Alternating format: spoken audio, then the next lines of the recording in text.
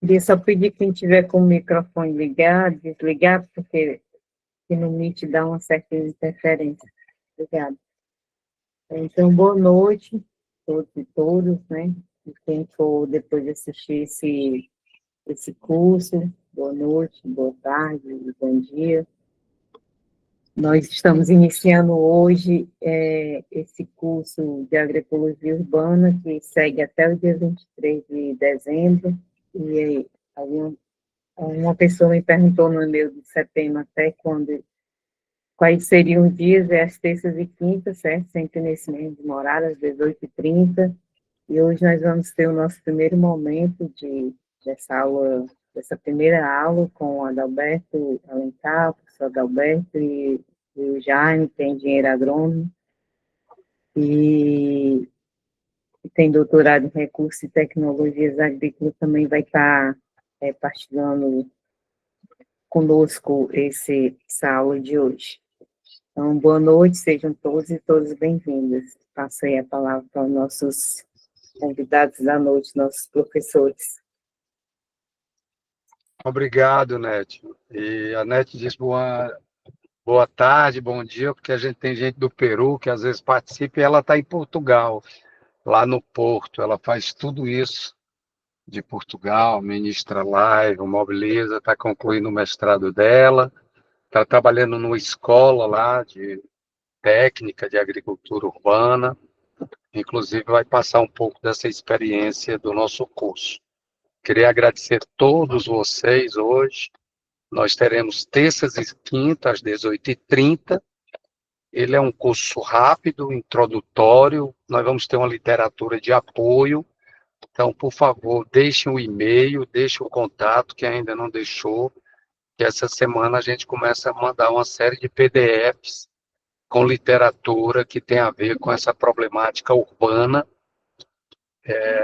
Inclusive, nós temos duas cartilhas, duas publicações realizadas pelo Instituto de Planejamento de Fortaleza, projeto do Fortaleza 2040, que também são públicas, pode ser acessada no site, mas nós vamos enviar, e outras publicações sobre essa questão urbana e agroecologia urbana.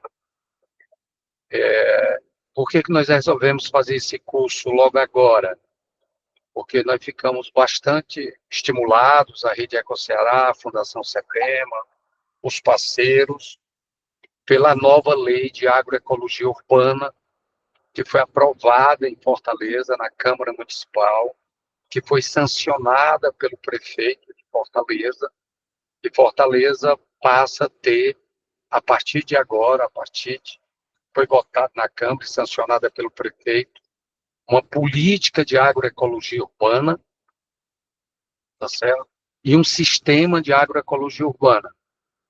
Isso é de uma importância enorme, foi um esforço muito grande que foi feito dentro da equipe do plano diretor, que teve uma coordenação do Instituto de Planejamento e Pesquisa, da Secretaria de Meio Ambiente, de um grupo técnico que durante meses trabalhou com isso. Nós tivemos avanços e algumas derrotas, mas a política de agroecologia urbana e o sistema de agroecologia urbana ele ficou bastante robusto. Ele é uma inovação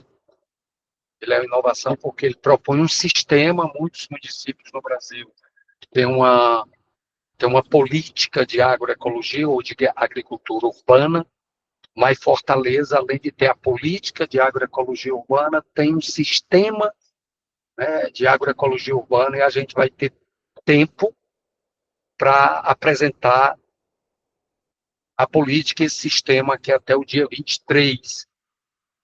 Então, a gente resolveu, muito estimulado, a Rede EcoCeará, né, e dar partida no terceiro setor com a sociedade civil, né, a essa formação. Então, nós teremos terças e quintas, e a metodologia que nós utilizamos é sempre ter um convidado, uma convidada. Nós temos aqui na sala hoje o seu Joab. O seu Joab é uma figuraça, ele é um produtor com a família dele, agroecológico, aqui da região metropolitana de Fortaleza. Ele faz parte da nossa feira de agroecologia aqui no Parque Adair Barreto, né, no Parque do Cocó Adair Barreto, todos sabem que já tem 4 anos, são quase 200 feiras. O Rafael está aqui também. E o seu Joab, com a família dele, produz uma série de produtos. Agora vão receber uma certificação, que é um selo nacional, que é uma certificação participativa com o Orgânico Brasil, da Rede Ecoceará. E quinta-feira, o seu Joab está na sala conosco, ele já está aqui hoje, ele vai falar da experiência dele, como agricultor urbano com a família dele.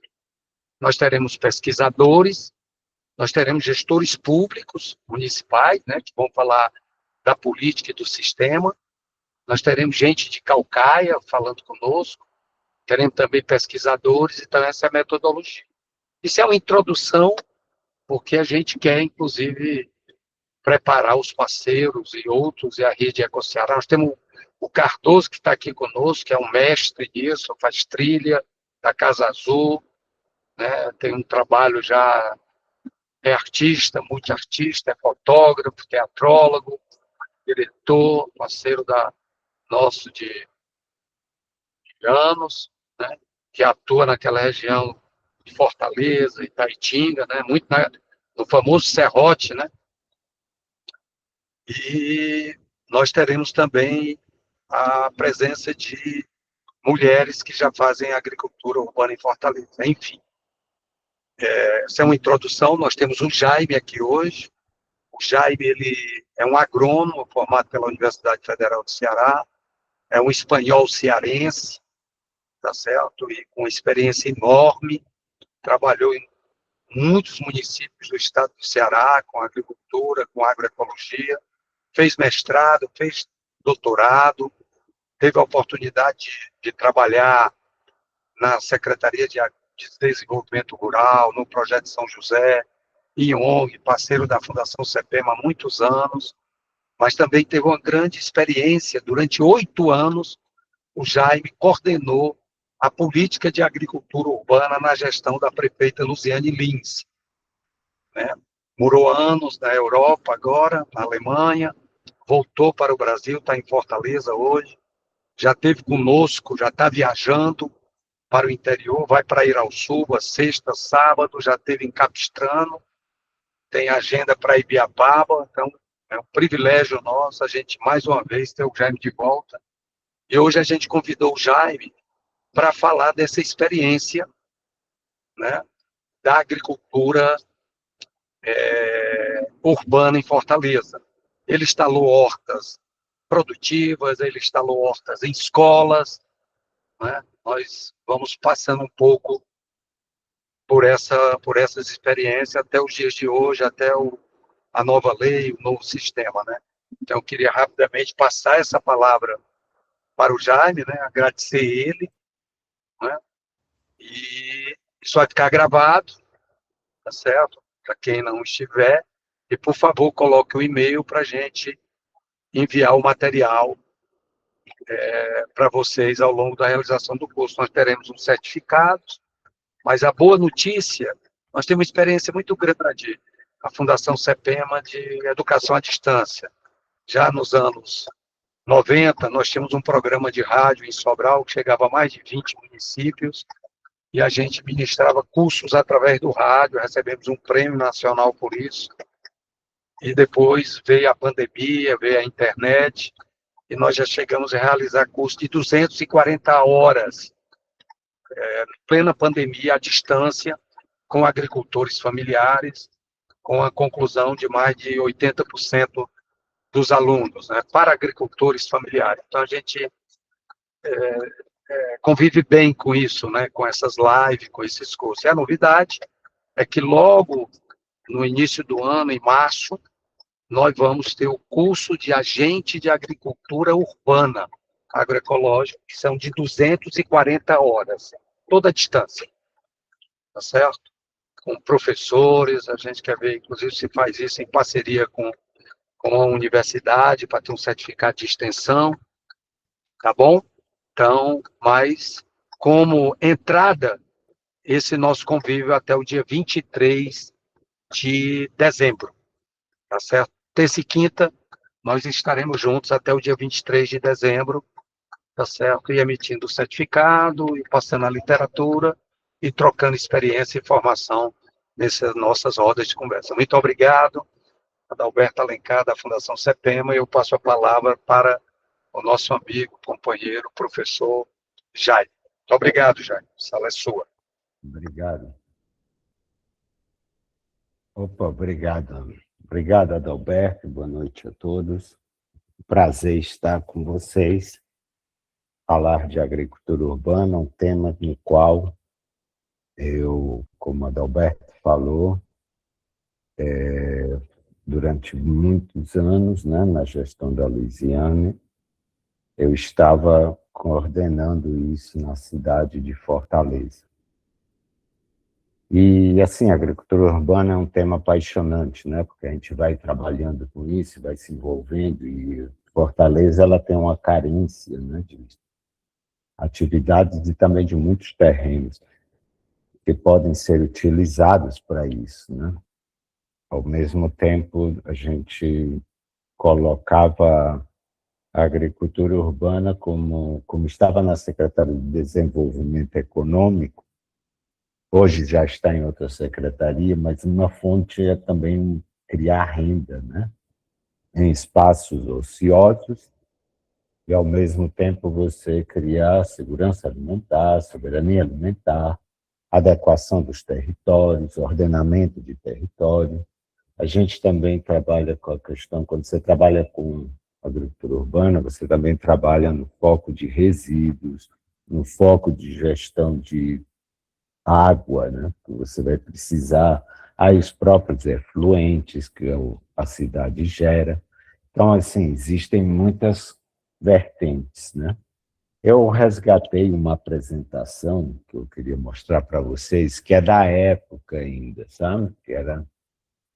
Na época, a gente estava com vários parceiros, Secretaria de Desenvolvimento Agrário, o UFC, porque no final a gente não consegue fazer nada sozinho, né? Todos aqui já participam de vários grupos e várias instituições e sabem que quanto mais, geralmente, melhor, né? E eu queria compartilhar com vocês isso. Eu fico muito feliz que está voltando a agricultura urbana, né, como o Adalberto falou, com novas políticas, plano diretor, e isso daí é um avanço, né, porque houve uma interrupção da gestão, e depois houve outra vertente, que foram as hortas sociais, parabéns à realização, mas, assim, eu acho que a intensidade da agricultura urbana é bem maior, pode ser mais intenso o processo, né? Afinal, você consegue produzir alimentos a pouca distância dos pontos de consumo, né? Na época, a gente trabalhava com hortas escolares, com a Secretaria de Educação, porque achamos que é importante os alunos saberem de onde vem a comida, como comer, preparar sempre tudo agroecológico, né? Orgânico, que qualquer um possa mexer. Então, assim, também trabalhamos nos centros de referência de ação social, aí nós fazemos a parceria com as secretarias para colocar os CRAUs, né? Centros de Agricultura Urbana Sustentável, Centros de Referência de Agricultura Urbana Sustentável, né? Jaime, desculpa, é que se você estiver partilhando, não está aparecendo não aqui, viu? Não, vou partilhar agora, só um Ah, instante. tá bem. Só um instante, é porque depois que eu partilhar, já vamos voltar um pouco ao tempo, e aí eu queria antes... Mas vou partilhar, porque eu gosto, como disse, apaixonado pelo tema, e eu vou embora na conversa, mas vou partilhar só um instante. Está aqui.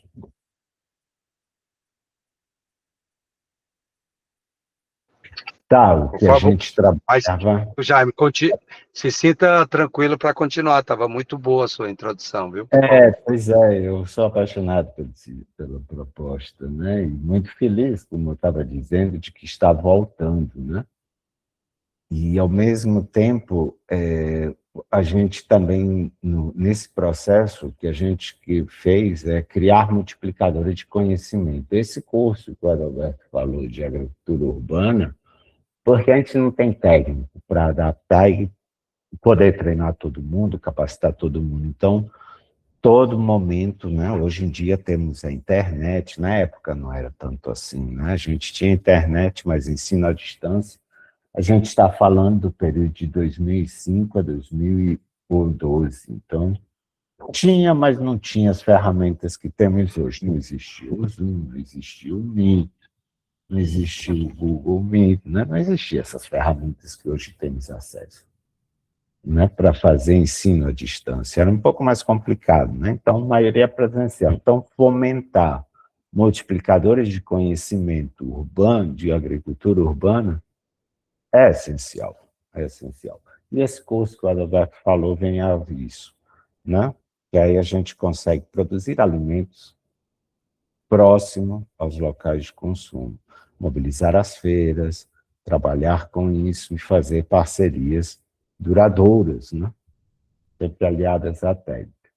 Este primeiro slide, né? Esse daqui foi no Congresso Cearense de Agroecologia, que teve aqui no Ceará, né? A gente colocou ele na UFC, no qual trabalhamos para isso, e este é uma apresentação da época original. Prefeitura, vocês veem que ainda estava com o símbolo, né, da gestão da hoje deputada Luziane Lins, né, Fortaleza Belo, a SDA e a UFC. E aí o que nós trabalhávamos era a agricultura urbana sustentável, hoje é a agricultura urbana agroecológica, né? Foi caminhando e melhorando o processo e ajustando a linguagem, a nomenclatura, que é a arte de cultivar, diversificar, plantas comestíveis e ornamentais, uma alimentação saudável, básico. A gente também não precisa complicar, o processo já existia, só estamos melhorando. E aqui é um perfil que nos foi feito com o pessoal da FAO. A FAO, na época, tentou nos trazer, fizemos o projeto, enviamos o projeto, mas a burocracia do processo não trouxe o que deveria. Mas eles nos conseguiram e criamos com eles essa introdução, esse perfil, esse diagnóstico, né? E aí a gente pegou, tem fotos de fora, de São Paulo, da América Latina, e aí então isso daí se coloca em 225 milhões na América Latina, que é um número alto, e 53 milhões em condição de desnutrição. A gente está falando da América Latina, né? Não só Brasil, mas no contexto, abrangendo todos os países que nela estão. E aí se coloca 19% da população em extrema pobreza, então precisamos de ações urgentes, né? Isso daí já, como diríamos, estamos atrasados, precisamos acelerar. E aí vivem 52 milhões que estão em extrema pobreza em áreas urbanas. Esses daqui você não precisa rodear muito, mas se você vê, isso daqui você encontra ainda, né? Efluentes, sanitários, a céu aberto, descompensação urbana, digamos, né? Os níveis de urbanização em 2000, 2025, Latinoamérica, 84%. Ou seja, estamos vivendo concentrações de população na área urbana.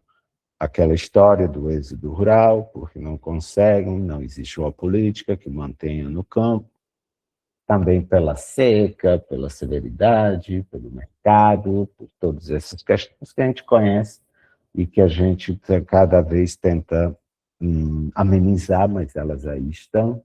E aí você vai tendo essa concentração, né? Então você vê que cada vez temos uma urbanização mais concentrada, mais acelerada, e aí o que acontece é que pode gerar cada vez mais problemas, né? Porque a cidade também tem um nível de saturação. Os aluguéis sobem, os preços dos alimentos sobem, sempre segue a lei da economia. Oferta e demanda. Se tiver muita gente querendo, o preço sobe. Se tiver pouca oferta, o preço sobe. Então, você tem que equilibrar. Né? Existem moradias, desordenamento urbano, e a gente vê que a adequação urbana, às vezes, segue políticas inadequadas, né? E aí você gera situações que não são adequadas para a população, como eletrificação, sistemas hídricos. As pessoas até tentam, vocês veem nas janelas, colocam seus vasos nas paredes, colocam o mínimo de espaço que existe, ele ainda tenta adequar pelo menos seu chá, sua planta, sua hortelã, seu tempero, porque a agricultura urbana é o aproveitamento máximo do terreno. Nas guerras, o pessoal na Europa plantava em vaso batata, porque não tinha mais onde plantar, e a fome fala mais alto, né, quando a necessidade está lá. Pequenos espaços de aproveitamento interno, hortas elevadas, vocês podem acompanhar aqui, né? Não tem um chão, faz um canteiro elevado, uma caixa com terra, 4 pernas, e ali estou produzindo. Simples assim. Eu acompanhei também, quando estive, como a Adalberto falou, fui para estudar fora, doutorado, tudo, acompanhei vários movimentos na Espanha e na Alemanha sobre isso. E o pessoal aproveita cada palmo de chão que tem para poder fazer agricultura urbana, agricultura de proximidade. E aí nós definimos que temos segurança alimentar quando a disponibilidade de alimentos inócuos está garantida, ou seja, inócuos no sentido que sejam ecológicos e que façam realmente bem. Não adianta um alimento estar lá, mas ele é carregado de agrotóxicos, aí você diz, pô, estou comendo, mas não estou bem, né, digamos. O acesso físico e econômico a alimentos nutritivos está assegurado, que tem uma gama de alimentos, né, uma diversidade de alimentos que cumpram, né, tanto a parte dos carboidratos, como a parte das folhosas, das fibras, dos minerais, e um grau razoável de estabilidade na oferta de alimentos é alcançado. Ou seja, não é toda a oferta não fica oscilando todo o tempo. Né? Você faz um planejamento para que os alimentos estejam disponíveis e estáveis na oferta, para você poder realmente manter. Aí o que a gente tem que avaliar, que a segurança alimentar urbana e periurbana, ela tem que estar no governo local. Por quê? Porque é uma necessidade social, as pessoas comem todo dia, então tem que ter isso. Você tem que ocupar os espaços. É um desafio presente para os políticos, como está sendo feito agora, né? Pela própria prefeitura. Tem que fazer o planejamento e tem que responder de forma técnica e científica e social. E aprender com quem também está fazendo, porque o conhecimento ele corre em todos os sentidos, não é um ou outro, ele volta, ele vai e volta, e a ciência é dinâmica. Né? Temos que responder à demanda de alimentos causada por altos níveis de pobreza e desemprego. Uma das questões que a gente trabalhava na questão da renda, da agricultura urbana, quando você produz um alimento, a renda não é só o dinheiro que você bota para dentro do bolso, é também o dinheiro que você não tira. Se eu já tenho pouco, ainda tenho que tirar, mas se eu produzo aqui meu pimentão, meu tomate, meu alface, minha berinjela, eu não estou pagando por ele, estou botando meu tempo, minhas condições, e é um dinheiro que eu não tiro. Então, não deixa de ser uma renda, pois é a própria economia, né? Então, vai você criar e reduzir, nivelar a dependência econômica dos alimentos importados. Aquela questão do quilômetro zero. Na Europa se tem uma tendência à produção local, quilômetro zero. As pessoas querem comprar coisas, frutas, verduras de proximidade. Não de vem lá, de não sei onde, que não sabe nem de onde vem, E, ao mesmo tempo, se a gente vê isso, o custo disso encarece, porque vai ter que pagar frete, vai ter que pagar um sistema de logística mais caro, né? E é estabelecer custos acessíveis no emprego no setor alimentar, que é um grande chave, né? Isso aqui era da época, então a gente fazia parte com esse processo, era o FOMISERE que estava, o governo Lula, e aí o MDS, né, Coordenação Geral, eu não quis alterar porque a gente faz um retrospecto do que era, né? É bom a gente estar no presente, mas o futuro é como vamos avançar, também é saber o que tinha no passado.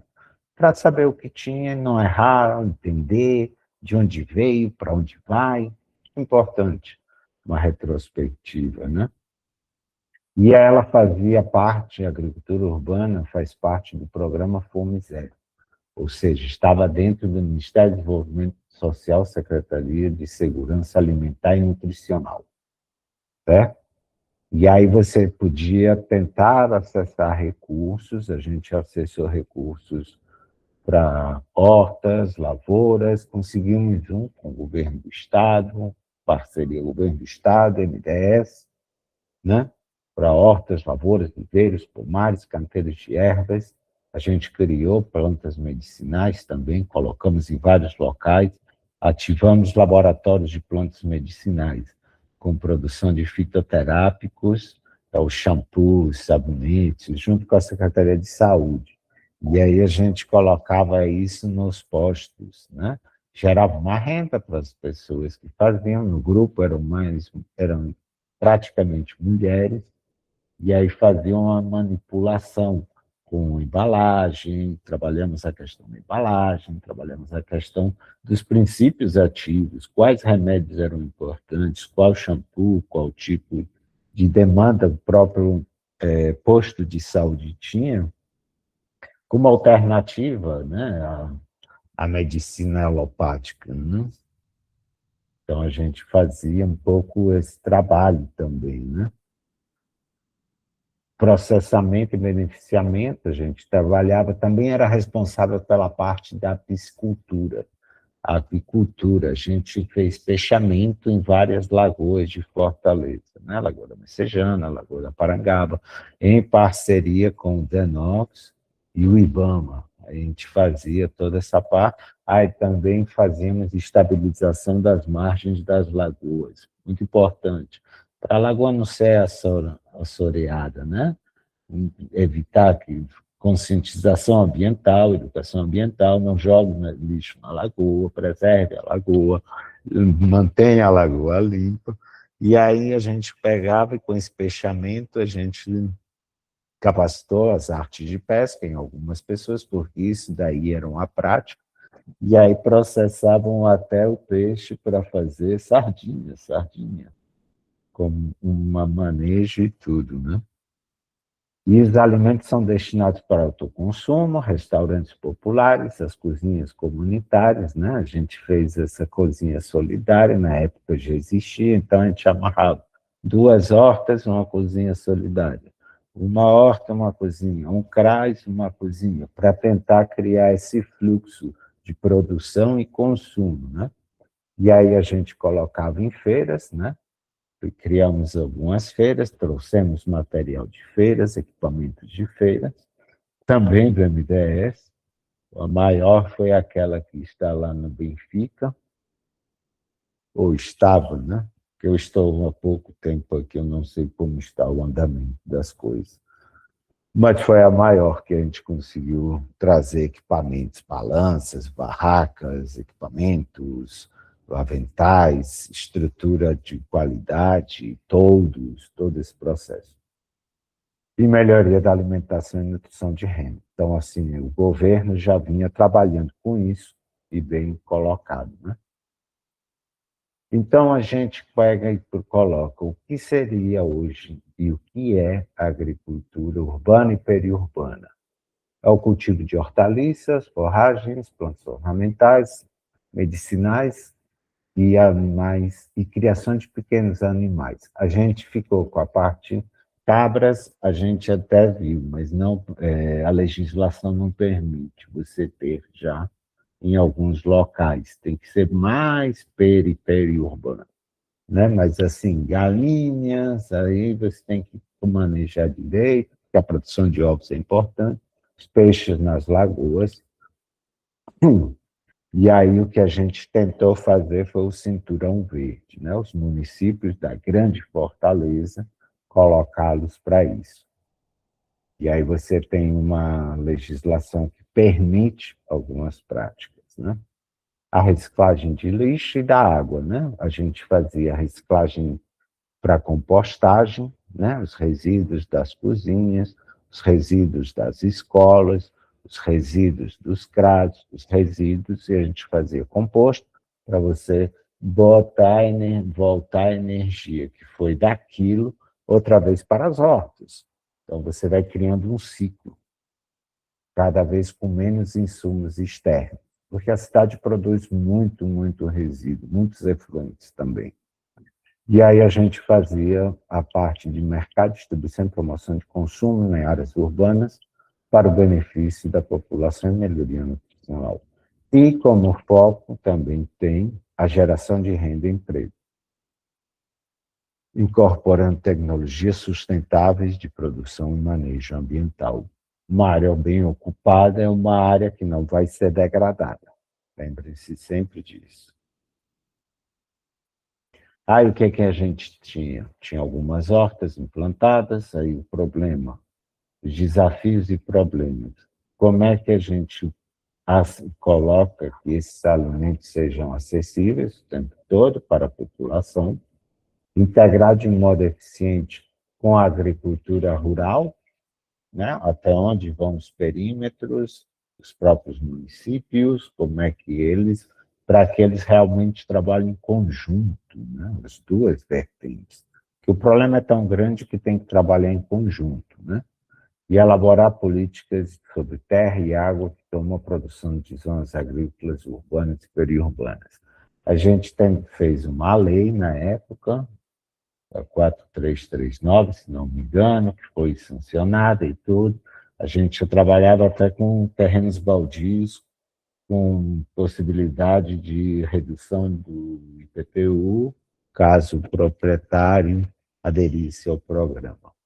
Então, políticas existem, podem ser dinamizadas nesse sentido.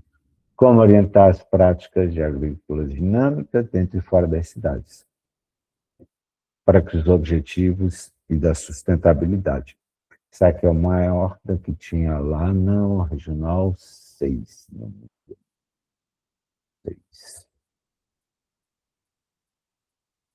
As vantagens, menor necessidade de embalagem, porque você pode também, outras coisas que a gente fazia, era o povo ia comprar e ele colhia, ele levava, zero embalagem. Né? Então, pronto. Colhe leve, né? Você colhia e levava. Não precisa estar lá tirando para você, para levar. Você podia ir lá, colher, levar. Era mais fresco impossível, né? E acesso aos consumidores para alimentos frescos. E as oportunidades para a gente trabalhar com a segurança alimentar, né? Isso dá um impacto na nutrição. Você economiza dinheiro, como eu estava dizendo, que você não tira do bolso, também é renda, né? Gera trabalho, pois tem muito trabalho também, em renda, e você consegue desenvolver micronegócios. Cada produtor, cada comunidade, cada associação, a gente formava em associações, e aí eles conseguiam gerar uma renda para eles. E conseguem gerar hoje em dia, pois hoje em dia ainda tem muita agricultura urbana, só está em locais dispersos. Mas quando você organiza, ele gera muito riqueza ainda. Aí as hortas comunitárias, essa é uma foto que nos trouxe um consultor, isso daqui na África, né? E aí você pode fazer em qualquer lugar, as áreas periféricas, né? Hortas caseiras individuais, horticultura orgânica e familiar, uma das vertentes mais importantes é você trabalhar o substrato, né, o composto. A gente fazia minhocários, né, esterco de galinhas, a gente fazia uns galinheiros verticais. Eu procurei até a foto. Você faz tipo um galinheiro escada e aí uma não defeca em cima da outra, né? E você tem ovos, você consegue mantê-las algum tempo. Aí também, quando você solta, você pode manejá-las por vias, né? Se soltar dentro da horta, elas querem ficar tudo também, né? Tem que manejar adequado. E a vantagem é o esterco, né? Uma das vantagens, o uso da água, né? As hortaliças sempre têm um custo menor do que outras culturas, né? Quando ele fala arroz aqui na América Latina, geralmente fala de inundação, né? Então, você tem uma quantidade de uso de água menor, né? Comparado a outras culturas. E também tem um valor nutritivo adequado, né? E aí você pode trabalhar com bancadas, como foi a horta social, que foi feita nessa gestão anterior, né? Que são bancadas. Essa daqui foi feita, nos trouxeram uma foto, a gente tentou implantar, mas não com a demanda de manejo é bem elevada e também o arranque dela. Essa daqui é mais fácil, a da direita. A gente ainda fez alguns ensaios com tubos e enchendo eles de substrato vermicomposto, né? Totalmente de humus de minhoca. A gente tinha uma política de, por ser tudo agroecológico, tivemos várias discussões com o pessoal da FAUTES, eles adotavam a hidroponia, né? E a gente não queria, porque nós, como agroecologistas, achamos que você cria um dependente de insumo químico para o agricultor. O pobre do agricultor ficar refém de toda hora estar comprando adubo químico. E isso não é interessante, não gera sustento. Tá de sacos conseguimos fazer, isso daí não é difícil, você cria o substrato e depois você vai trabalhando ele com bioinsumo, né? Fertilizante líquido. Chorumes, porque aí você já não pode mais botar substrato, então você vai botando biofertilizante líquido.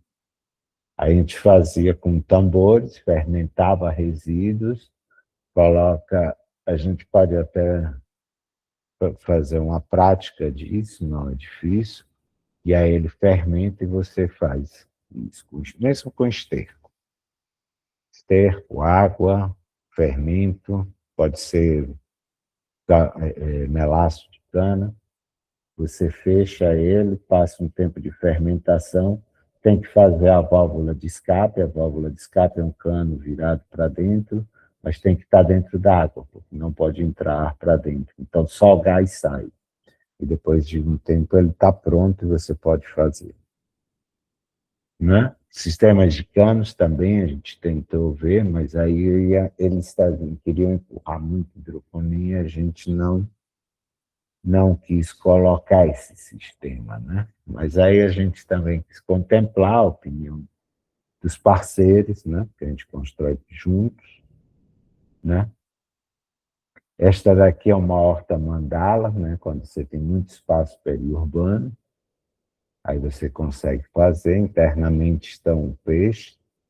A gente só conseguiu fazer poucas dessas, mas de tamanho reduzido. Pois ela pega quase meia hectare. Aí você fazer isso já não funciona tanto em algumas áreas, né? Porque você não dispõe, às vezes, de tanto espaço. Aí você tem que recortar a horta, o chão disponível, os canteiros disponíveis, as paredes disponíveis, o teto disponível. No final, você está botando plano todo canto disponível. Intensamente, como puder. A horta escolar, que é uma das questões que a gente quer criar, eu acho que é super importante, pois os jovens são a base vai viver isso, né? Cada vez a educação precisa de complementar essas brechas, né? E aí você colocar já desde cedo como é feito, como a experiência é muito boa, muito gratificante, você trabalhar com jovens nas horas. Até os professores levavam os alunos de biologia, os professores de matemática, faziam os cálculos, faziam os professores de ciências, as crianças, você fazia eles fazer práticas, preparar mudas, preparar substrato. Às vezes não queriam mais voltar para a sala, né? A questão da educação, né, de sala e prática no campo, né, na horta da escola, era bem interessante. E aí o aproveitamento, né, a gente faz esses de parede, né, você bota PETs, tetrapacks, copinhos, a cidade produz muito material que pode ser aproveitado. Um pouco de paciência e um pouco de trabalho, você consegue produzir. A gente produziu muitas mudas, muitas bandejas, né? Aí você trabalha, tem que fazer isso, né? Manejo integrado, você tem que olhar. Aí você trabalha a questão dos defensivos, né? Mas aí todos ecológicos, a gente fez cartilhas disso, material, tem até que resgatar isso, para poder não estar aplicando veneno, né? Esse daqui é o danado do NIM, né? Que é bem versátil para isso, né? Quanto mais adensado, você tem que controlar mais, né? Aqui são estufas que a gente fazia produção de mudas, canteiros como podiam ser feitos. Esse daqui não avançou essa situação porque tinham que fazer muito intenso o cultivo. E o resultado não é tão... São experimentos que a gente fez com a universidade também. Esses daqui a gente fazia, como disse, em qualquer lugar a gente estava colocando estruturas. Saco plástico, madeira. Esses daqui a gente fazia em alguns locais que já existiam canteiros. Muitos estavam quebrados, né? Isso aqui eram os estagiários, a gente levava, tinha parceria com a UFC, então colocava estagiários para fazer a assessoria, né? E aí você vai vendo, vai produzindo as bandejas, bota os canteiros, ajeita os canteiros, utilizava um Santeno, sistema de bomba d'água pequeno, né? Não precisa muito. A gente utilizava placas solares, né? Bomba de recal. E aí o mais importante é a participação da comunidade, né? Porque sem ela, isso é para ela, sem ela não funciona, né? E aí você consegue que eles trabalhem em conjunto isso. E aí você vê que, no instante, quando as coisas estão acontecendo, a comunidade vem, a comunidade participa, e aí você consegue obter resultados e favorecer quem realmente está na ponta, que está precisando, quem está necessitando. E aí a gente tinha esses problemas de irrigação, às vezes bombeávamos capa rosa, né? Na própria água, esses de esgoto nem pense em olhar, né? Isso aí tem que ser tratado. O uso de materiais como adubo orgânico, tem que tratar, tem que fazer separação, coleta, né, seletiva, separar, bem a procedência, você não pode contaminar a horta, ainda mais quando a gente trabalha com folhagens, né? Para você ter uma contaminação, não pode ter risco cruzado de contaminação, você tem que fazer tudo correto. Para isso, trabalhar, treinar, capacitar as pessoas para que tenham esse senso, né, de o que estou fazendo correto, estou fazendo eficientemente. Então, chegando nesse momento, tem uma função social reconhecida, tanto é que agora, como viu, nunca parou, pode ter desacelerado, mas agora parece que botar o pé no acelerador e vai que vai, fico muito feliz, né? A mudança no nível político a gente está vendo que está avançando, está dentro do plano diretor, então, isso daqui a gente está falando de anos e anos atrás, né? Não, o colapso dos mitos em relação ao campo, isso daí tem que equiparar, né? Todo o espaço que a gente tem hoje, eu acho que ainda é subdimensionado, a gente pode acrescentar mais, ajeitar mais as estruturas, os equipamentos urbanos e tudo, eu acho que ele ainda pode ser muito mais intenso o processo, né? Precisamos sempre de tecnologias para sustentabilidade, porque elas vão avançando, a ciência avança, não é estática, não há um conceito fechado, senão não é ciência, é decreto. A ciência é dinâmica. E as políticas de apoio são imprescindíveis para o sustento da socioeconomia do nível das cidades, né? Então, é isso. Isso daqui me traz muitas boas lembranças.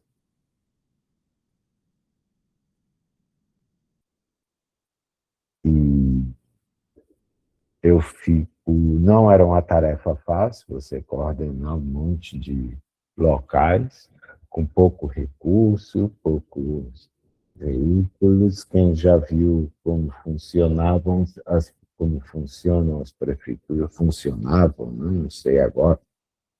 Mas, assim, para você ter que se deslocar, pedir, correr atrás, é um desgaste. Mas, assim, no final, quando a gente vê os resultados, é prazeroso o trabalho, né? Na alegria, no sorriso das crianças, na alegria de uma pessoa recebendo sua cesta, isso daí já nos recompensa muito. Eu fico à disposição de vocês para perguntas e passo para vocês agora, Rubinete, coordena.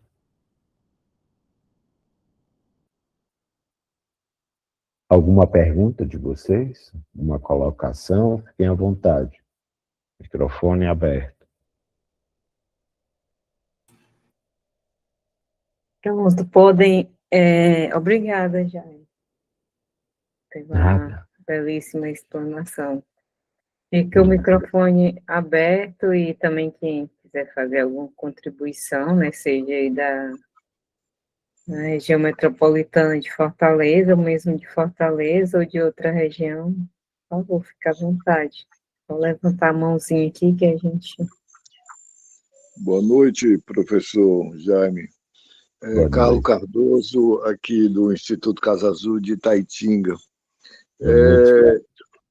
Eu tenho feito uma reflexão sobre essa questão da agricultura urbana, né, que está sempre muito voltada para segurança alimentar e nutricional, para soberania alimentar, mas eu tenho feito algumas reflexões sobre como poderíamos estar contribuindo também para o desenvolvimento do verde, né, do reflorestamento, como atrelar, né, a agrofloresta com esse processo de soberania e segurança alimentar e também com a produção de espaços verdes, né, de reflorestamento, de ocupação desses espaços que a gente tem, aqui na região que a gente mora, no Ancuri, tem sofrido um processo de desmatamento muito violento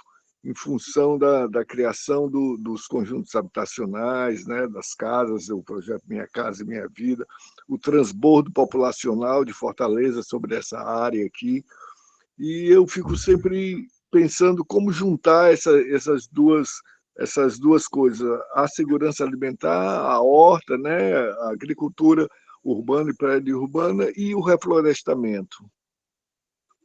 Muito boa a sua colocação. Veja, na época que eu estava, era o Habitafor, né? Do Minha Casa Minha Vida. Aí, o que que a gente fazia? A gente tentava fazer uma arborização urbana de pomares, né? Que é legal para pessoas escolhendo espécies que não destruam, né? Tem algumas que destroem calçado, tarará, mas a gente tentava fazer isso e também espaços para a própria, porque colocar essa parte das praças e canteiros locais, eram prédios, né? Eram prédios, e a gente tentava colocar canteiros. Ao mesmo tempo, a gente pedia que sempre quando fizesse um projeto, que esse adensamento, né, que se fazia, não sei como está, que eu tenho não tenho agora como ver, mas realmente o desmatamento para essas intervenções é meio acelerado mesmo, né? Chega a criar impasses, né? Mas, assim, o ideal é integrá-los, porque, assim, vai acontecer quando eu trabalho com projetos de licenciamento e vem um projeto .gov, né? No caso, são .gov. É tentar minimizar o impacto de alguma forma. Você vai tentar minimizá-lo. Vem cá, vocês vão abrir a rua, tá? Mas faça correto. Esse lugar deu espaço para uma arborização, né? Vou tentar mitigar. Olha, essa área vai ser desmatada, tá? Mas aí compenso aqui com outra área reflorestada. Entendeu? Você vai tentando jogar um processo para que ele, além de minimizar, tentar mitigar o processo, né? Porque você vai precisar disso. Mas eu concordo com você, tem que ser integrado, tem que ser colocado. Essa é uma boa discussão que tem que ser levada em consideração junto a quem está na execução. Eu concordo com você, cara. Na época, a gente teve muitas reuniões com o pessoal do Habitafor, que estava à frente, para tentar colocar isso. E eles faziam o que podiam, porque também muitos projetos vêm de cima, né? Uhum. Estão me ouvindo? Estou ouvindo, sim. A minha internet, às vezes, ela falha. Não, estou ouvindo bem, professor. Eu penso também até na ocupação das áreas dos entornos, né? Das lagoas, das nascentes, dos riachos, da recuperação desses olhos d'água, que a gente tivesse eu não sei como é que está a legislação atual, né? Que está incentivando a agricultura urbana e periurbana, como é que ele vê e como é que incentiva esse trabalho nos entornos dos mananciais, né? De riachos, de lagoas, de olho d'água, dos açudes, das coisas dessas áreas aqui. Tem que ser visto como é que está o plano diretor, foi atualizado, né?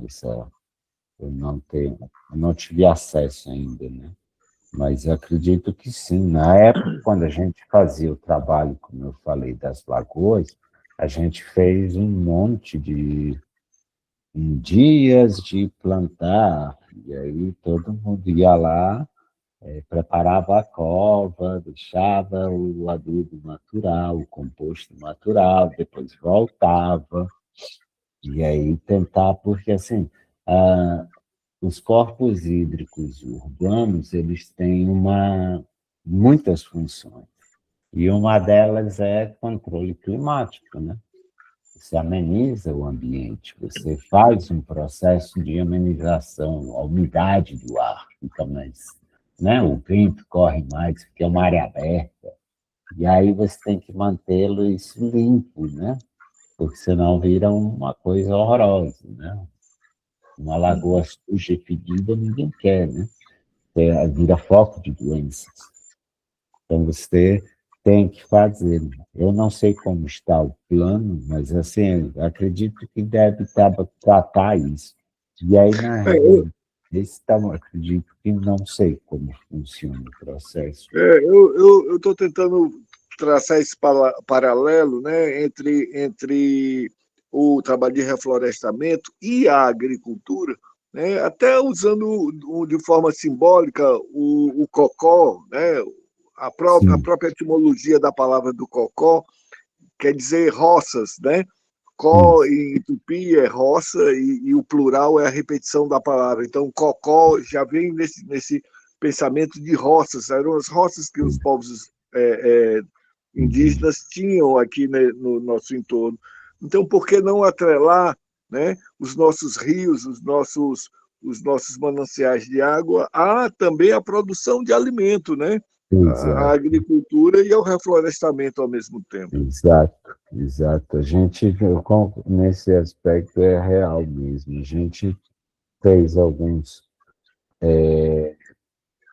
estudos, né? Aí quando a gente ia olhar, cadê a água, né? Perto ali na área ali da aeronáutica, né? Ninguém Sim. pode acessar o cocó, não pode. A água não funciona, entendeu? Você Uhum. tem que pegar de fora. Vem cá, mas estranho, né? Você tem um rio do lado que não pode ser usado. Pois é. Não é? É um pouco distópico, né? Mas era o que havia nesse processo. Aí a gente fez, na época, fiz uns trabalhos para a Secretaria das Cidades também, quando eu estava com outra consultoria, e aí era da barragem à recuperação do cocó. A gente tentou de tudo. Estancar efluentes, contaminações, dragar o rio, drenar tudo, uma loucura. Mas não é fácil. A educação ambiental tem que ser antes. Tudo tem que vir base na educação. Pessoas terem realmente orgulho daquilo. Mas isso acontece em muitas cidades. Na Europa também, não creio. Muito rio lá, né, é inadável. Com certeza. É, certeza. E acho que aqui levantaram a mão, acho que foi Edeneida, né? Edeneida? Sou eu. Oi, Boa noite. boa noite. É assim, professor, recentemente eu estive na COP30, que eu acho que ali foi uma das coisas para o nosso país de grande importância. Legal. A gente fala muito no restauramento das nossas matas, dos nossos rios, das lagoas, e hoje eu me vejo potente, Maravilha. porque vizinha à minha casa, eu estou aterrando uma lagoa, que eu conheço ela desde 82, e ela é uma nascente, ela é uma fonte que vem de outra lagoa, que através de entre uma e outra tem uma. Eu moro na Caíba, São Gonçalo do Amarante, Nossa, legal. e essa duna, ela é muito importante para nós, porque aí é o que eu estou vendo falar muito em água, e a nossa água é o maior tesouro, né? Exato. E nós estávamos na COP30, eu participei de 9 mesas sobre o meio ambiente, sobre a educação, sobre a Carta da Terra, sobre a barquiata, sobre a água dos Total. rios, a manter a floresta viva. E isso, eu tentei, assim, eu vim de lá com uma bagagem maravilhosa de sonhos. E hoje eu me deparo com essa aterração dessa lagoa. Eu já chorei, eu já fiquei lá por 4 horas vendo essa destruição pela mão do homem. Porque aqui nós temos uma duna que ela não pode ser mexida, e a lagoa muito menos ser enterrada. Eu já procurei os órgãos competentes, eu não consigo manter a naturalidade, não só da duna, como da lagoa. Isso tem feito muito. Gente, eu não sei se eu estou falando no momento certo, mas é a minha angústia. Claro, claro, claro. Não, eu E primeiro agradeço a participação. parabéns pela bagagem que você vem trazendo. E esse problema é o que está lhe afligindo e a gente tenta minimizar, claro, como grupo, os problemas são para tentar resolver. Essa lagoa, ela está sendo aterrada, é isso? Você já Exatamente. denunciou o IBAMA, SEMAS, quem é que está mexendo nessa lagoa? Porque Ela, assim, não é normal, não é ela normal. não é normal. É assim, amanhã eu vou tirar umas fotos para mostrar a vocês a minha angústia, que é grande, não é pouca, porque eu conheço Mas, essa lagoa desde 82. Ela é uma nascente, ela assim, não é nascente, é aquele outro nome que a gente dá, assim, existe um lugar. doida, Exatamente. Ela, assim, existe um local chamado Queimada de Cima e Queimada de Baixo. Elas têm uma lagoa por detrás do morro. E essa lagoa, ela recebe esse olho d'água. E desse olho d'água, ela faz uma direção aqui para o mar, que eu moro próximo ao mar. E se tampar essa lagoa que nem estão fazendo ali, além de nós ser prejudicados, é também a área que é de agricultura, lá nessas duas localidades, que é as queimadas de cima e as queimadas de baixo, também vão ficar prejudicadas, porque o olho d'água, ele vem por debaixo das dunas, sai nessa lagoa e dessa lagoa vai desboca para o mar. E estão tampando esse caminho. Isso para nós, esse ano de inverno, é um recarga problema. de duna, né? É água de recarga de duna. Olha, mas cabe uma denúncia muito, muito boa. Você tem que procurar o SEMAS, IBAMA e mandar a denúncia. Mas é urgente isso, viu? Urgente, urgentíssimo. Assim, eu venho participando de muitos encontros e a minha angústia, porque eu cheguei da COP30, nós falamos exatamente do meio ambiente, nós estamos falando da nossa mãe terra, do nosso alimento, porque se nós não cuidamos, vai faltar. Vai faltar. E a gente, como e a água é um tesouro que nós temos hoje na nossa vida, aqui no nosso Brasil, isso falando diretamente com o nosso Brasil aqui, nosso Ceará, especialmente aqui a nossa área, que é a Taíba, que nossas dunas é uma fonte maravilhosa de água, que é uma esponja molhada. Se fizer isso, vai ficar muito, muito degradante esse momento dessa lagoa e de nós que moramos aqui próximo. Aí eu pergunto como assim, conhecedor, que é um professor que eu vi aqui, que tem pessoas aqui de altos gabaritos ali, eu sou uma leiga na história, só sobrevivente na vida, devo fazer para que eles não concluam esse aterramento, porque eles estão pegando material de construção, botando na areia das dunas, mexendo num bem que não pode, que é um APP, e assim, qual o caminho que eu devo tomar? Teria que acessar o IBAMA, não sei, o ADEODATO, em Aurinete, algum do SEMAS que a gente conhece, né? Em Aurinete. Eu acho que o IBAMA, não sei se atua. Ou seria a SEMAS. O Rafael Eu não tá sei aqui, agora ele pode qual responder. Mas a SEMAS talvez sim. E aí, para a próxima aula, a fazer gente... logo foto, manter denúncia, saber quem é, sabe? Multa, que é para nem querer mais chegar lá. Professor é uma pessoa que trabalha na regional, representando o poder público, e está fazendo essa malvadeza com esses dois, são dois valores, são duas vidas. A duna já é um APP, a água é um valor de vida, que sem água a gente não vive também. E a Então, terra são lagoa é proibido.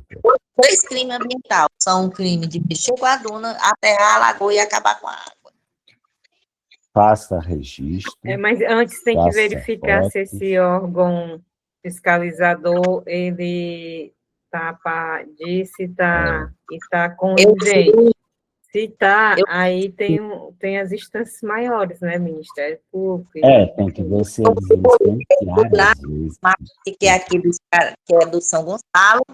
Aí é uma pessoa maravilhosa, a pessoa que está lá, mas ela manda eu fazer uma denúncia com o poder, assim, ela me deu um órgão, mas ela não me deu o endereço, ela não me deu o telefone, assim, corretamente. Eu preciso, assim, eu como líder, porque eu sou uma presidente de uma associação, um líder comunitário, eu não posso ver ser degradado e eu não poder fazer nada. E eu peço socorro a quem tem conhecimento, pode me dar, pode... Tem que ver como é que está isso. Quem é que está à frente, mas acho assim, a SEMAS, eu acho que seria o primeiro órgão, né? Você pode ligar para o 0800 Só um minuto, deixa eu pegar aqui. 275 Peraí, 800 0800 275 2. Peraí, 3, Tá ouvindo? 375 275 275 2233 2233 33. 0800 275 2233. Isso mesmo. É o Disque Natureza da SEMAS. Disse natureza. Isso. Pois eu agradeço. Eu te peço desculpa por eu estar falando numa situação dessa, no momento que a gente está falando da agricultura, da plantação, do manejo, de tudo isso, mas sem essa água, sem a gente preservar a nossa natureza, nós não temos as outras coisas. Com certeza.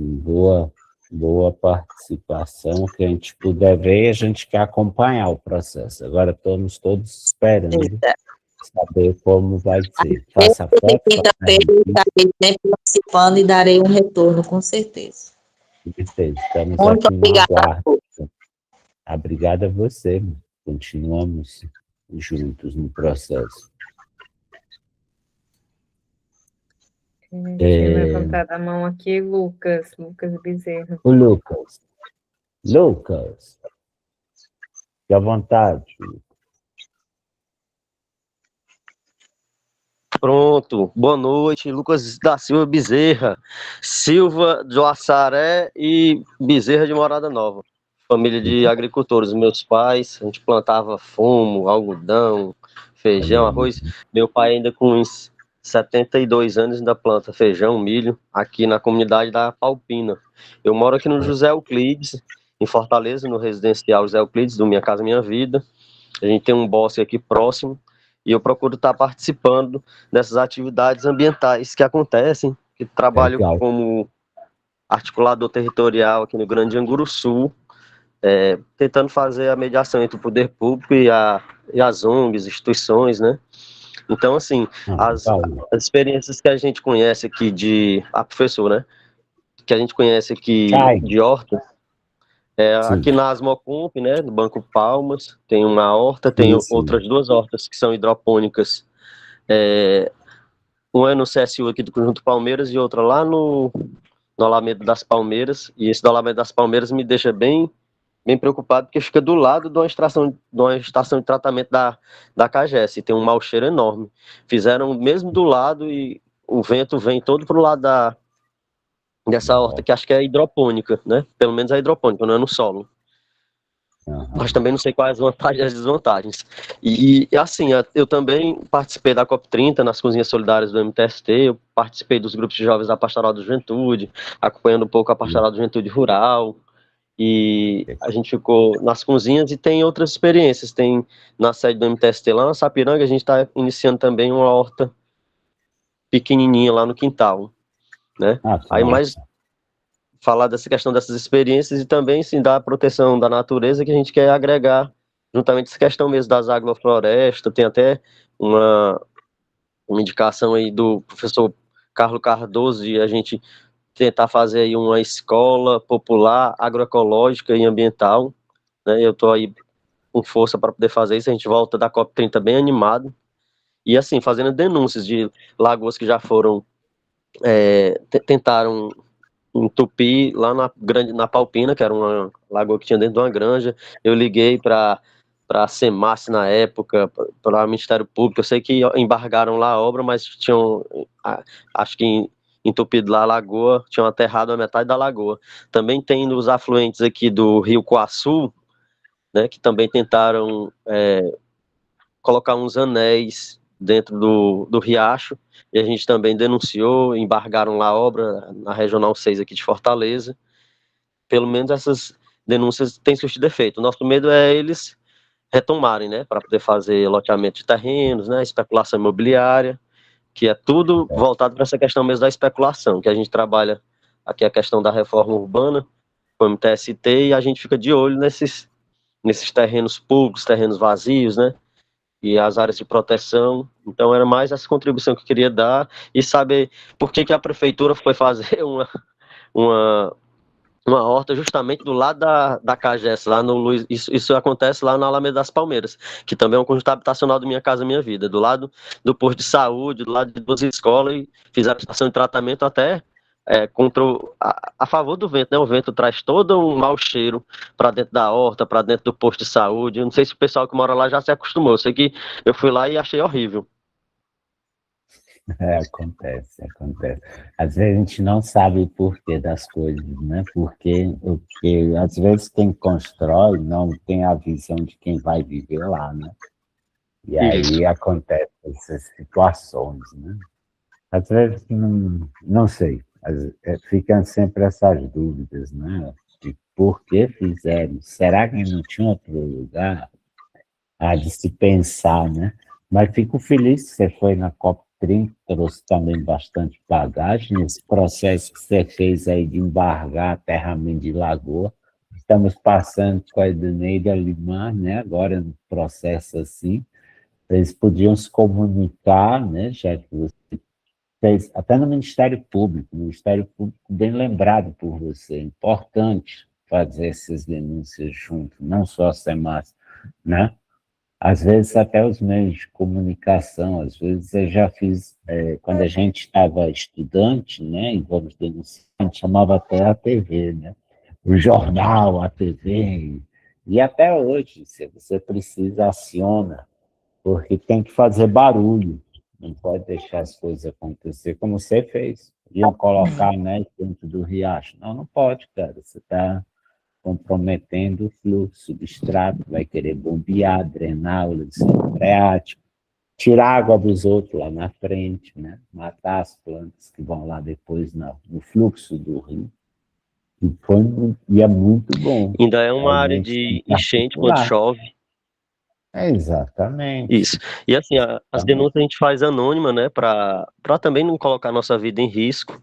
E eu tenho fotos, tenho vídeos dessas áreas, e isso foi há alguns anos atrás, mas ainda continua sendo uma área de enchente, essa do Rio Coaçu, que iam colocar os anéis, e aí entra água também na casa de umas 6 casas, tem uma vilazinha, meus pais moram até lá, e eu fico ainda brigando com o pessoal lá da Regional 6, fazendo denúncia, mas parece que o dono do terreno lá tem as costas largas, tem uns caminhões lá que ele coloca em cima do terreno, aí já cai, já desmoronou o muro para dentro do riacho, e aí já está com isso desde a época da Lusiane.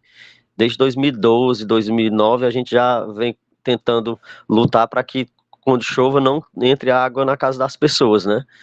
E principalmente porque meus pais moram lá, mas a gente é solidário na Fortaleza inteira, mas quando é do sangue da gente, aí é que a gente fica mais aperreado e com senso de justiça, né?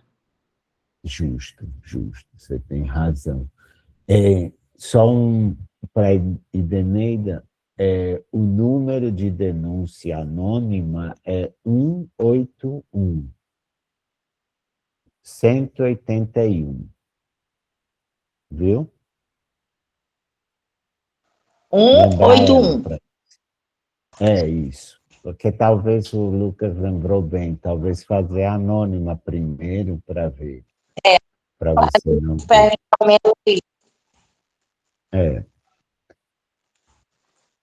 Mas, assim, que a gente puder colaborar dentro do nosso grupo e trabalhar nessa questão dessas hortas, do Palmeiras. Hidroponia, pois o problema da hidroponia, como eu digo, é a dependência, né, dos insumos. Toda hora o produtor tem que estar comprando o NPK, cálcio, magnésio, enxofre, toda hora tem que estar comprando. É como viciar a planta na química, né? E aí isso tem um custo.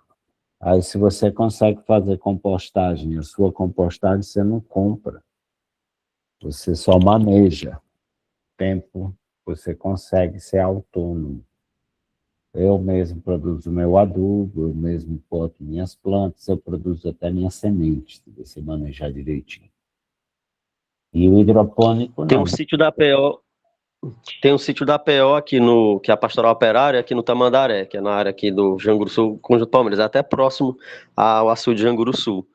Próximo não, do Sim. lado. E aí eles têm trabalho com essa questão da compostagem, também tem o Asmocomp, que lá em frente tem as composteiras. A gente conhece um pouco dessa experiência. Tem alguns amigos que trabalham com permacultura, que nem o Edinaldo, e a gente fica sempre de olho nessa questão da proteção mesmo dos locais, até que dá para a gente fazer trilhas, né? O Cardoso aí tem me ensinado muito essa questão da barragem do Palmeiras, que é aqui porque é os afluentes do Cocó, dá para a gente fazer umas trilhas lá no açude de Janguru Sul para tentar essa questão da preservação, a comunidade voltar a utilizar a lagoa, que eu acredito deve estar bastante poluída. Também tem a Lagoa da Palpina, que vai ser urbanizada. Tem o bosque aqui do José Euclides, que a gente está lutando para fazer um parque, cercar e deixar as árvores nativas, né, fazer um reflorestamento de mais árvores nativas ainda. Com o Adalberto, a gente quer iniciar essa questão agroecológica, né, até de hortas verticais, tá? A gente está projetos assim de médio e longo prazo, né? Está terminando 2025 e 2026 a gente começar já nessas formações agora, e 2026 a gente começar aí com o pé direito. Pé direito não, pé esquerdo. Com os dois pés logo, né? Realmente é. Isso mesmo, que os dois Agora, pés, dá logo a voadora. porque o negócio é sério, né? Não, mas aí já estamos juntos no grupo, né? Eu acho que a gente consegue agora articular isso. Vai começar esse curso, né? Já participe e também divulgue, né? Para você formar também mais multiplicadores e também aliados, né? Precisamos sempre de aliados para você fortalecer, né? É uma coisa Processo. que nós não fazemos nada sozinhos, sempre precisamos de alguém. Sábios, Sempre. vendedores e multiplicadores. Isso é bom. Exatamente. Isso mesmo, renovar as lideranças, né? O protagonismo juvenil que eu aprendi na igreja, nos grupos de jovens. A gente tem que estar sempre trabalhando para o juvenil, trazendo jovens mais aliados, porque se você não prepara outras pessoas para assumir os espaços, e até isso acontece pelo próximo protagonismo da pessoa, né? Exato. Professor, Por isso que a gente trabalha em escolas, tem que fortalecer grupos novos, criar novas governança descentralizada, que não seja o dono, um é dono disso, e assim, todos são um pouco dono. Se todos se sentem um pouco dono, aquele processo é melhor cuidado, né? Porque aí não é meu, é nosso. Não é eu, é nós. E isso faz mais força. Né?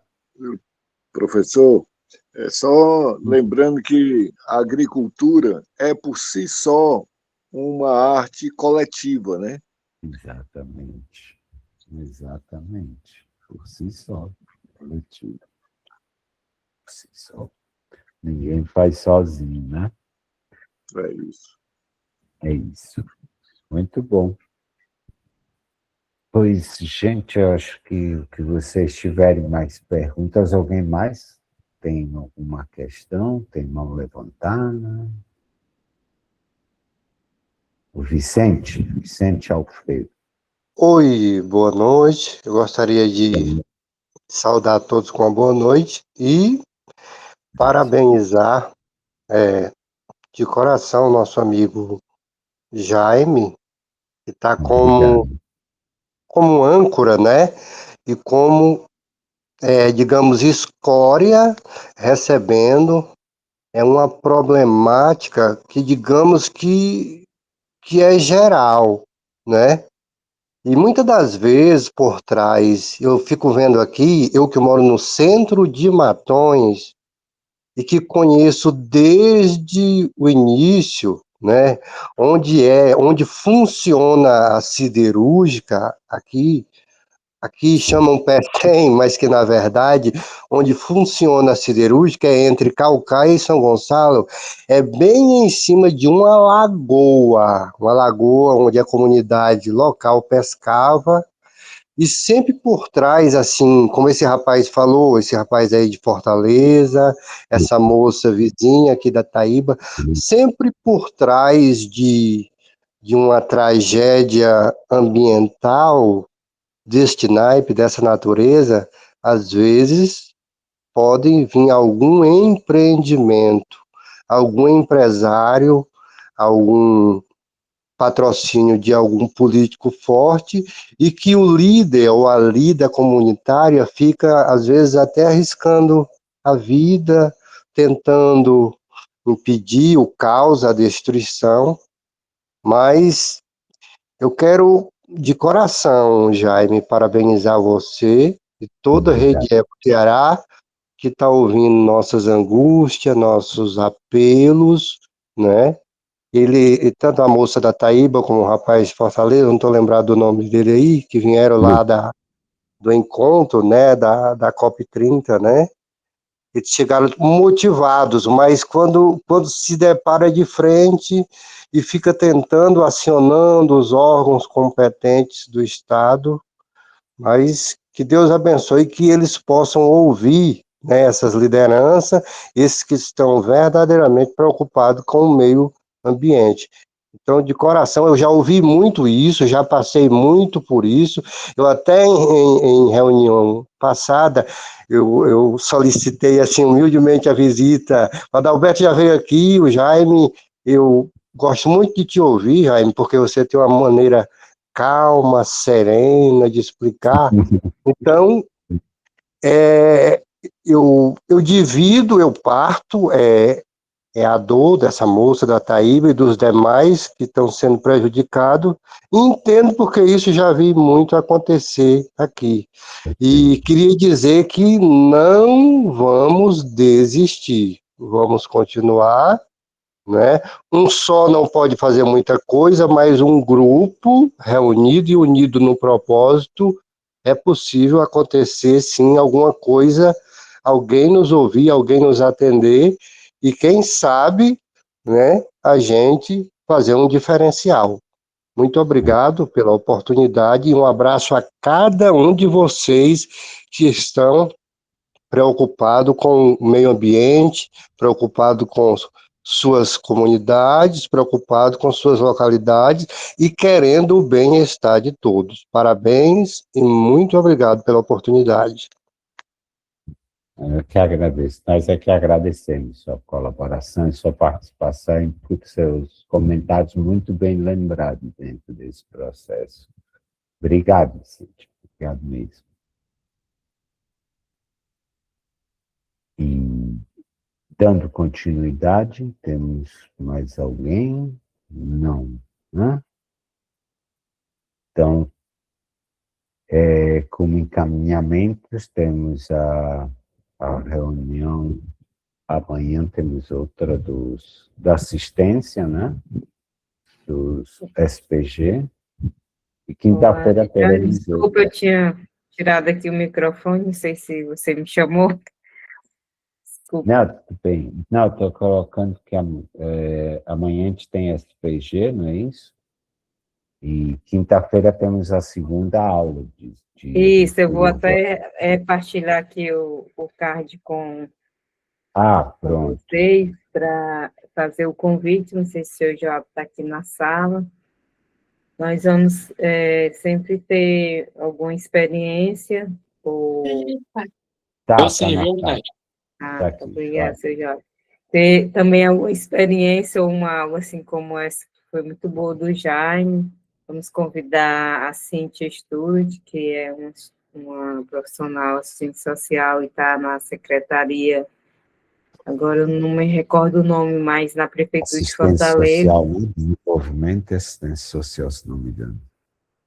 Isso, que está também está na parte de coordenação desse programa, né, de agricultura urbana, e provavelmente na próxima semana, um dos dias ela venha para apresentar essa lei, né, que foi apresentada e aprovada na Câmara, e o que fazer uma explanação, né, sobre a lei, sobre o que a prefeitura está já trabalhando.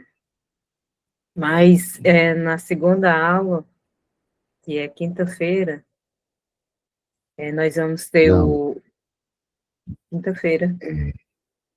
Ah, desculpa que a data ficou 12, mas é quinta, dia 11. Vou imprimir aqui um novo. É quinta-feira, certo? Dia 11, mesmo horário, às 18h30. Vocês devem ter assinado esse linkzinho da frequência, senão eu coloco aqui novamente, ou então ponho no e-mail aqui de vocês para receberem o link e o material. Vamos ter como convidado o seu Joab. Seu Joab, ele é um produtor da região metropolitana de Fortaleza. Ele também é especialista em policultura, e ele faz parte da Feira Agroecológica do Parque Adair Barreto desde o começo, está no processo também de certificação, já recebeu o selo junto com o grupo do Eusébio, e o selo de processo de certificação participativa, selo orgânicos do Brasil, né? E vai falar um pouco da experiência dele sobre a agricultura urbana, e também já há 4, 3 anos ele está nessa feira, e um pouco também sobre, né, o que ele está produzindo, o que ele tem levado para a feira, e essa rede de consumidores e produtores que eles têm tido uma boa relação e parceria. É isso, fica o convite, certo? Para a próxima aula, vocês não faltem. Vai ser muito bom ouvir essa experiência do seu Joab. Ele vai trazer alguns produtos, mas que pena que a gente está distante, mas quem estiver em Fortaleza pode estar conferindo, né, seu Joab, na feira, todo sábado, a partir das 7h30 da manhã, eles já estão lá com as barracas e os produtos. Tranquilo. Maravilha. Fica o convite, não sei se alguém quer mais falar ainda alguma coisa para o nosso professor.